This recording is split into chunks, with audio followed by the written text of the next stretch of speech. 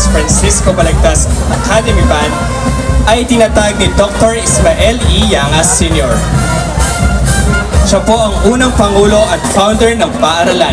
Itinatag ito noong mga unang taon ng dekada 70 ni Dr. Ismael Yangas Sr. naging ingat yaman ng pambansang samahan ng mga banda sa Pilipinas. Ang DYCI Brass Band ay lumahok din sa mga gawaing pangsimbahan, outreach programs at gawaing pangkultura ng ating pamahalaan tulad ng Fiesta Republica sa Malolos City, Concert at the Park sa Luneta, workshop and concert ng Pihakto Malolos, taunang simbang gabi sa DYCI, taunang serenata, alay kay Santa Cecilia, mga banal na pagdiriwang ng misa sa Diocese ng Malolos at simbahan ni San Martin of Tours. Muli po mga kalalawigan, palakpakan po natin ang ating susunod na magtatanghal sa atin, ang DYCI Brass Band!